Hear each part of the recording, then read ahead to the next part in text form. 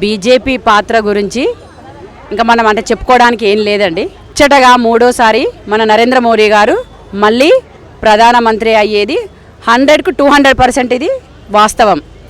అందరూ కూడా ప్రజలు అందరూ కూడా గల్లీలో ఎవరున్నా ఢిల్లీలో మాత్రం మోడీ గారు ఉండాలని అదే నినాదంతో మేము ముందుకెళ్తున్నాము. మేము ఈరోజు కూడా అమిత్ షా గారు హోమ్ మినిస్టర్ అమిత్ షా గారు ఈరోజు వస్తున్న సందర్భంగా కూడా మమ్మల్ని ప్రతి బూత్లో జెండా ఎగరవేసి సోషల్ మీడియాలో మేము అప్లోడ్ చేసి విజయవంతంగా మా కార్యక్రమాలు పూర్తి చేసుకొని ఈరోజు ఇక్కడ మేము ఈ మీటింగ్కి అందరం అటెండ్ అయ్యాము. అంటే ఎంతో హుషారుగా అంటే మాకు ఒక రూపాయి ఇచ్చి మమ్మల్ని పిలిచింది లేదు, మాకు ఏదో దానికి గురి చేసి మమ్మల్ని పిలిచింది లేదు. మా ఇష్టపూర్వకంగా మేము మా పార్టీ మీద అభిమానంతో కేవలం ఈ జెండా కోసం మేము ఈరోజు అందరం కూడా ప్రతి ఒక్క మహిళలను చూడండి, ముందు మహిళలు కూడా ఎంత చురుకుగా 33% మనకు రిజర్వేషన్ వచ్చింది. దాన్ని కూడా అతి ఉత్సాహంతో ప్రతి ఒక్క మహిళ కూడా ఇందులో పాల్గొనడానికి ఈరోజు ఎంతో ఆసక్తికరంగా మేము అందరం ఇక్కడికి చేరుకున్నాము.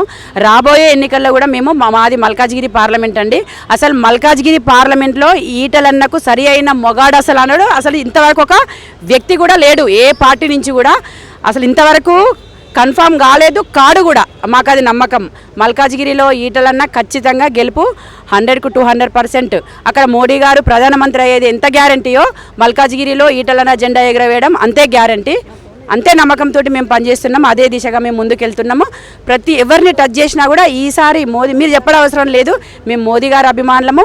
మేము ఏ పార్టీతో సంబంధం లేదు. మాకు మన ఇండియాలో కంపల్సరీ గవర్నమెంట్ బీజేపీ గవర్నమెంట్ ఉండాలి, అందులో మోడీ గారు ఉండాలి అనేది ప్రతి ఒక్కరు కూడా కోరుకుంటున్నారు. మల్కాజ్గిరి నియోజకవర్గం అంటుండ్రు. గతంలో ఈ రాష్ట్ర ముఖ్యమంత్రి రేవంత్ రెడ్డి గారు ఎంపీగా ఉన్నప్పుడు మల్కాజ్గిరి నియోజకవర్గానికి ఏమైనా చేసినట్టే అసలండి అది పేరుకే మల్కాజ్గిరి పార్లమెంట్ ఎంపీ ఎవరు అని అంటే రేవంత్ రెడ్డి గారు. మేము ఇంతవరకు కూడా అండి మల్కాజ్గిరి పార్లమెంట్ చాలా పెద్దది, మేము నాగోల్ డివిజన్లో ఉంటాం. అసలు ఆ పేరుకు మాత్రమే ఎంపీ రేవంత్ రెడ్డి గారు. ఇంతవరకు తను ఒకటి వచ్చింది లేదు. ఎంపీ ఫండ్స్ తోటి ఏ పని అయింది అనేది కూడా ఇంతవరకు మా ఇలాగ అసలు మాకు తెలియదండి ఇంతవరకు. అది అట్లా ఉంది మన ఎంపీ గారిది. అయితే మల్కాజ్గిరి నుంచి ఈటెల రాజేందర్కి బీజేపీ నుంచి టికెట్ ఇచ్చినప్పటికీ గతంలో అక్కడ రేవంత్ రెడ్డి గారు గెలవడం జరిగింది. ఒక సందర్భంలో కేటీఆర్ కూడా గతంలో నువ్వు పోటీ చేసినటువంటి మల్కాజ్గిరి నియోజకవర్గంలోనే తెలంగాణలో బీఆర్ఎస్ ఒక్క సీటు కూడా గెలవదంటే నువ్వు మల్కాజ్గిరిలో గెలిచిన నియోజకవర్గంలోనే ఈసారి బీఆర్ఎస్ గెలిపించి చూపిస్తామని చెప్పి కేటీఆర్ మాట్లాడింది కదా, మీరు సరైన మొగోడు లేడని మాట్లాడుతున్నారు. అరే ఇప్పుడు నేను అన్నది 100% వాస్తవం అండి. రమ్మనండి ఇప్పుడు. ఇప్పుడు బీఆర్ఎస్ కేటీఆర్కే నేను ఒక సవాల్ విసురుతున్నా. నువ్వు ఒక కరెక్ట్ మొగోడిని అక్కడ పెట్టి, కరెక్ట్ వ్యక్తిని అక్కడ పెట్టి నువ్వు నీ సత్తా చూపి. మేము అదే చెప్తున్నాం. ఈరోజు విసురుతున్నాం. ఉద్యమకారుడు మన ఈటెల రాజేందర్ గారు టీఆర్ఎస్ కోసం కూడా తను ఎంత చేసిండు, తెలంగాణ ఉద్యమంలో ఎంత కష్టపడ్డాడు అనేది అందరికీ తెలుసు. మల్కాజ్గిరి పార్లమెంట్ అందరికీ తెలుసు, మన తెలంగాణ రాష్ట్ర ప్రజలందరికీ కూడా తెలుసు. దమ్ముంటే కేటీఆర్ను పోటీ చేయమని, ఆయన దమ్ముంటే మల్కాజ్గిరి నుంచి పోటీ చేస్తాడేమో అడగండి, పోటీ వేయమని చెప్పండి. అయినా కూడా ఆయన పోటీ చేసినా ఈటెల రాజేందర్దే గెలుపు కంపల్సరీ.